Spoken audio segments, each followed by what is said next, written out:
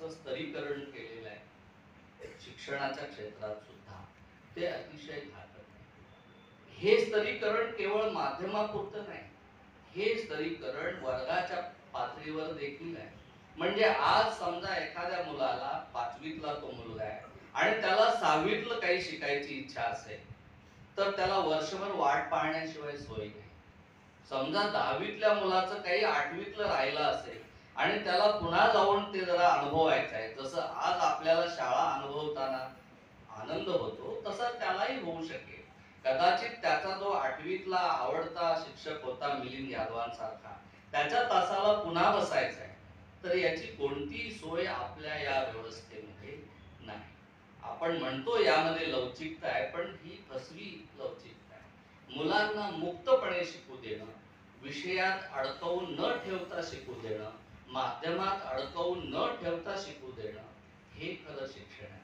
तुम्ही जर सुगाता मित्र नावाचा एक फार प्रयोगशील माणूस आहे, त्याचं होल इन द वॉल नावाचं पुस्तक वाचा आणि मग आपल्याला मिलिंद यादव कळतील. त्याने काय केलं, भारताचाच माणूस आहे, दिल्लीतल्या झोपडपट्टीमध्ये त्याने काय केलं, केवळ एका खोलीमध्ये, झोपडपट्टी आहे, झोपडपट्टीतल्या एका खोलीमध्ये त्याने एक संगणक नेऊन ठेवला आणि त्या खोलीच्या एका भिंतीला एक मोठं छिद्र पाडलं. त्या खोलीत कोणताही शिक्षक नाही आणि याला हात लावू नका, हे उघडू नका, हे चालू करू नका असं सांगणारा कोणीही शिपाई नाही. फक्त सुगाता मित्रा त्या छिद्रातून त्या मुलांचं निरीक्षण करत होते की ही मुलं करतात काय, या यंत्राचं करतात काय.